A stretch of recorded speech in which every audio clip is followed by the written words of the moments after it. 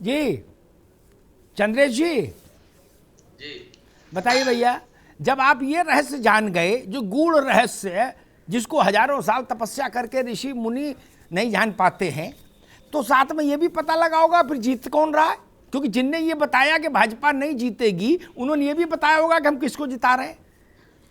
भाई देखिए, हमने अमिताभ जी जी, लगातार कहा कि कांग्रेस पार्टी उत्तर प्रदेश की जनता का ध्यान लगातार मुद्दों की तरफ आकर्षित की है। अब तो और रिजल्ट ये का बिना टाइम है भैया, हिचक। अब आपको सिलेबस मैं बता वही रहे कह हो। रहा हूँ, सिलेबस का मैं वही टाइम बीत बात कह गया रहा बाबू, हूँ, अब सुनिए। तो मैं नतीजे के टाइम है। नहीं, जी मैं नतीजे की ही बात कह रहा हूं कि उत्तर प्रदेश की जनता बहुत साइलेंट तरीके से वोट दे रही है और इस बार सांप्रदायिकता और जाति का कार्ड नहीं चला है।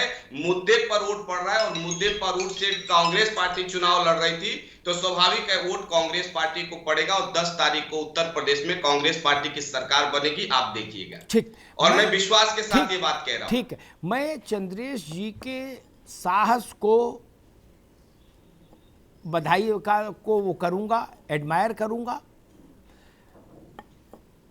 राजनीति में ये साहस उतना ही बड़ा है राघवेंद्र बाबू, जी जितना बड़ा साहस अकबर के खिलाफ लड़ते समय राणा प्रताप ने दिखाया था, ये जान लीजिए।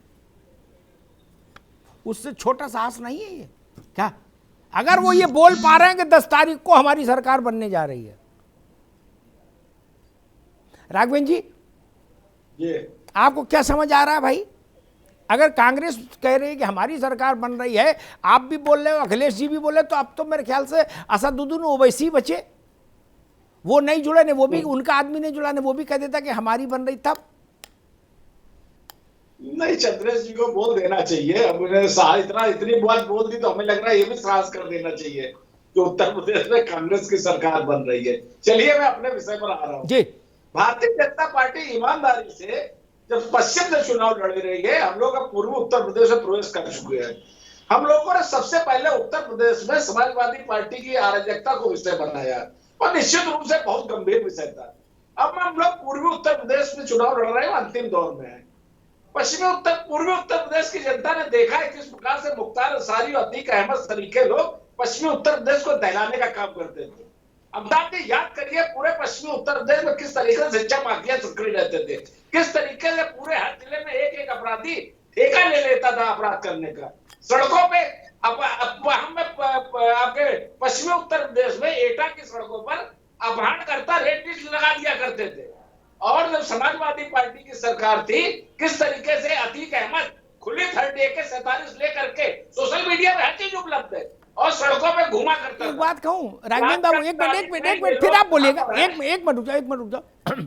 उत्तर प्रदेश में बड़ा विचित्र वो है, गोंडा में जाइए, ठीक, किसी से पूछ लीजिए, ये कोई मैं गूढ़ बात नहीं बता रहा, ना रहस्य बता रहा, हर आदमी कहेगा, अब तो वो रहे नहीं पंडित सिंह, उनकी आत्मा को ईश्वर शांति दे, वो कहते भैया जब सपा की सरकार होती है तो पंडित सिंह का जलवा चलता है यहाँ इलाके में, और भाजपा की आती है तो ब्रजभूषण का चलता है, दोनों एक ही नाव पर सवार हैं क्या। जब इनकी सरकार तो ये गुंडे करते हैं, उनकी सरकार तो वो गुंडे करेंगे। कहीं से पूछ लो, किसी से, पान वाले से, होटल वाले से, रिक्शा वाले से, टेम्पू वाले से, सब्जी वाले से, सब जानते हैं। कोई नई बात है क्या वहां को? अब बता दो, चाहे धनंजय हो चाहे कोई हो, सब वही उसी नाव पर सवार हैं जिसमें मुख्तार सवार है, जिसमें अतीक सवार है। नहीं राघवेंद्र बाबू, देखिए, उत्तर प्रदेश की जनता ने समाजवादी पार्टी की भी सरकार देखी है और भारतीय जनता पार्टी की भी सरकार देखी है। क्या अमिताभ जी ये बात सही नहीं थी? पूरे उत्तर प्रदेश में लगातार दंगे होते रहते। ये क्या ये बात सही नहीं जो हमारी सरकार बनी, उत्तर प्रदेश में एक दंगा करने का प्रयास किया कुछ राजनीतिक तत्वों ने, उसके बाद उनकी खाल खींच के भूसा कर दिया गया? क्या ये बात सही नहीं है? उनके पोस्टर चश्मा कर दिए गए, उसके बाद क्या कार्रवाई हुई? उसके बाद अराजक तत्वों ने उत्तर प्रदेश में हिम्मत नहीं कर सके कि एक भी दंगा करें। किस प्रकार से कांवड़ यात्रियों पर पत्थरबाजी हुआ करती थी, कांवड़ यात्रा नहीं निकल पाती थी, 24 कोसी परिक्रमा रोक दी जाती थी। वास्तविकता यह है उत्तर प्रदेश में समाजवादी एक मिनट राघवेंद्र जी, एक बात कहूं, मैं मानता हूं सब पार्टियों को, कांग्रेस, भाजपा, सपा, सबको, बसपा, उत्तर प्रदेश की जनता पर बोलने से थोड़ा बचना चाहिए। सुशील जी, उसका एक दूसरा कारण है। 10 तारीख को परिणाम आ जाएगा, अनंत काल तक तो अंधेरा रहेगा नहीं। एक ने एक शम्मा अंधेरे में जलाए रखिए, सुबह होने को है, माहौल बनाए रखिए। ठीक है सुशील बाबू, मान लीजिए आज आपने कहा कि उत्तर प्रदेश की जनता ऐसा, उत्तर प्रदेश की जनता वैसा कर रही है, और 10 तारीख को परिणाम वैसा नहीं आया जो आप चाहते हैं, तो क्या हम ये कहेंगे कि उत्तर प्रदेश की जनता दंगा प्रेमी है? क्या ये बोलेंगे?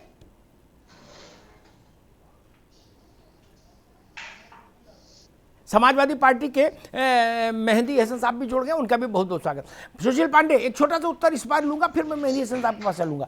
मुझे ये बताइए, अगर आज हम कह रहे हैं कि जी जनता जानती है कि ये दंगाई है क्या, और मान लीजिए 1% ही सही या 100% सही परिणाम जनता ने ऐसा दे दिया, तो क्या हम उत्तर प्रदेश की जनता के नाम ये फतवा जारी कर देंगे?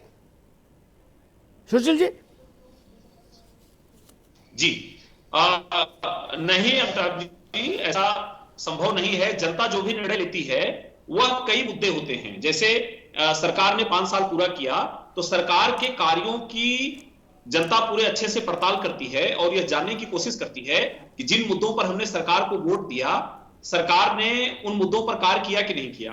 आप जन आकांक्षाओं को कितना संतुष्ट कर पाए और कितना आप काम कर पाए, यह ज्यादा महत्वपूर्ण होता है। क्योंकि सरकार ने बड़ी महत्वपूर्ण जिम्मेदारी दिया था भारतीय जनता पार्टी को, इनके गठबंधन को मिलाकर 325 सीटें मिली, तो जनता की अपेक्षाएं भी बहुत ज्यादा थी। जी ठीक बात है। मैं मेहंदी हसन के पास चलूं, उस एक अपनी बात जरूर कह दूं, वो भाजपा के लिए भी, सारे दलों के लिए भी। कोई सरकार रही हो, अभी चूंकि योगी जी की, इसलिए योगी जी पर कह रहा हूं, मुख्यमंत्री के निवास पर आने वाली भीड़, पोर्टल पर दर्ज होने वाले मामले और चिट्ठी, सुशील बाबू आप भी सुन लो, उसमें 100 में 95 मामले थाना और तहसील के होते हैं। 100 में 95। अगर सब कुछ अच्छा हो गया हो, तो ये मामले पाकिस्तान से आ रहे हैं क्या? ये कहां से आते हैं? रोता पीटता बिलखता आदमी। मैंने योगी जी को सलाह दी थी जब सरकार बनी थी कि उन डिस्ट्रिक्ट मजिस्ट्रेट को भी टाइट करिए जिनकी यहां से ज्यादा शिकायतें आती हैं। फिर बाद में एक उसका बना था कार्य, मापने का तरीका। मैं हमेशा कहता हूं, भाई साहब बड़ी बड़ी बातें मत करो, आप लोग जान भी नहीं पाओगे कि किसकी सरकार क्यों बनी। 10 को भी आप लोग ऐसे गाल बजाओगे। मूल बात है थाना, तहसील, सरकारी अस्पताल और सरकारी स्कूल, वहां सब व्यवस्था दुरुस्त है तो सब ठीक है।